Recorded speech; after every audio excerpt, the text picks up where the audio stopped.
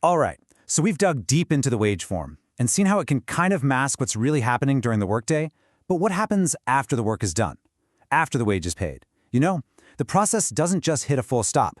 For the whole system to keep going, it has to repeat over and over again, day in and day out. This is the core idea of reproduction. And to really understand how capital grows, we have to start with the baseline, which is what Marx lays out in chapter 23, simple reproduction. It's the absolute key to seeing how the system keeps itself going, even before it starts to expand. So, let's start with something that seems totally normal, something we see all the time. A worker agrees to do a day's work for a wage.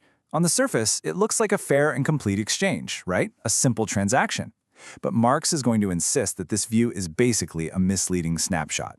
To see the real mechanics at play, we can't just look at it as a single isolated event. We have to zoom out and see it as just one moment in a continuous, never-ending loop. So section 1, the production loop. Let's talk about how we make that mental shift from seeing a single event to seeing a repeating process.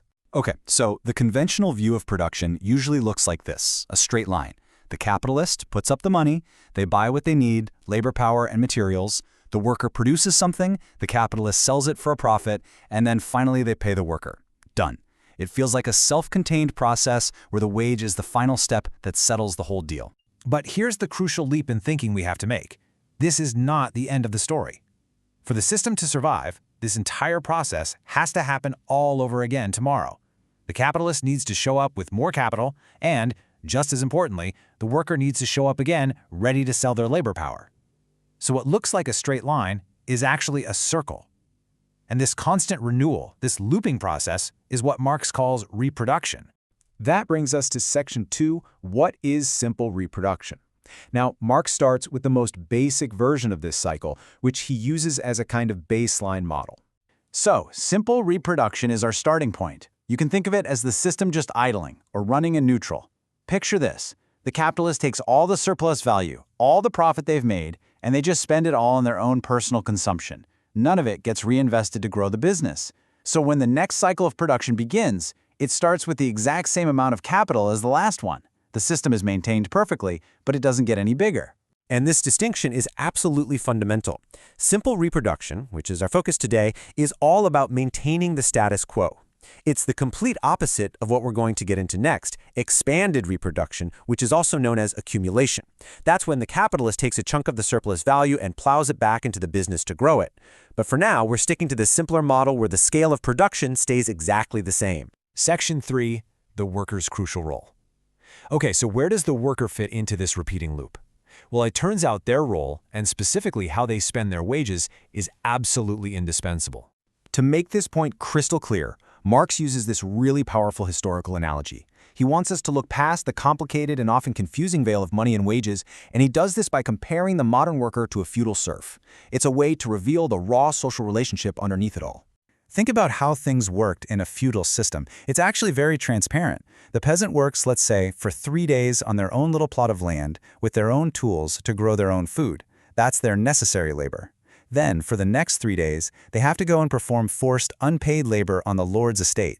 That's their surplus labor. The division is totally obvious. There's no confusion about which work is for themselves and which is for the lord. But now, imagine the whole situation changes. The lord comes in and seizes the peasant's land, their tools, everything. Suddenly, the peasant has nothing. They're propertyless. The only thing they have left to sell is their own ability to work. The peasant still works 6 days a week. The amount of labor they do for their own upkeep and the amount of surplus labor they do for the lord, it's exactly the same as before. But the form of the relationship has been completely turned on its head. What was once clearly forced, unpaid labor is now disguised as a free contract, paid for with a wage. And this right here is the heart of the illusion. The stuff the worker needs to live, their food, their housing, their subsistence, is still produced by them. But because it comes back to them in the form of a wage, it looks like the capitalist is the one advancing them this money out of their own pocket, out of their own capital. The wage form totally obscures the fact that the worker is actually being paid with a piece of the very value they themselves just created. So, on to section 4, the origin of capital. Because this continuous cycle doesn't just reproduce the worker's situation, it also quietly, behind the scenes, transforms the very nature of the capital itself. This raises a really profound question. If a capitalist starts out with, say, 1,000 pounds of their own money, but every single year they're consuming 200 pounds of surplus value created by their workers, what happens to that original capital? Where does it actually go? Let's actually trace the money here. It makes it really clear. The capitalist starts with 1,000 pounds of what we'll call their own capital. Every year they extract and spend 200 pounds of surplus value that their workers created. So after year 1, 200 pounds of that original capital has effectively been spent and replaced. Now only 800 pounds of the original money is left. After year 2, it's down to 600 pounds. And if you follow the pattern, after just 5 years, poof, the entire original 1,000 pounds is gone. It has been completely consumed by the capitalist and replaced by surplus value. This leads to a pretty stunning conclusion, that original capital is no more. It's been spent.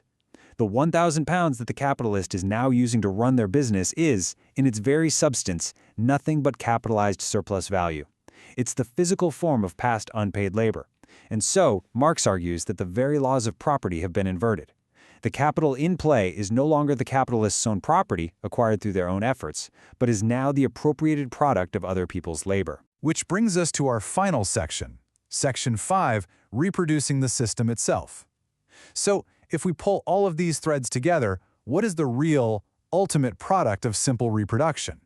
It's not just the stuff being made, it's the system itself. You see, the process of simple reproduction does way more than just make commodities and surplus value.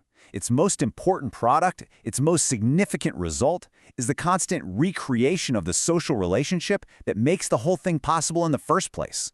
It reproduces the capitalist as a capitalist, the owner of the means of production, and it reproduces the worker as a wage laborer who has no choice but to keep selling their labor power just to survive.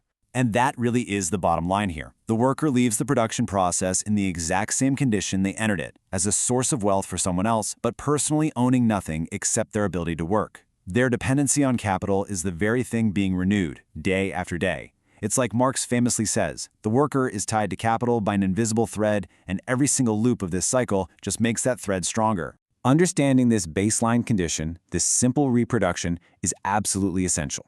It's the groundwork for everything that comes next. It shows us how the system can just sustain itself. But we all know the real dynamic of capitalism is growth, right? So this leaves us with the big question. What happens when that surplus value isn't just consumed, but is thrown back into the process to make it bigger? That is the question of accumulation, and that's exactly what we'll tackle in our next explainer.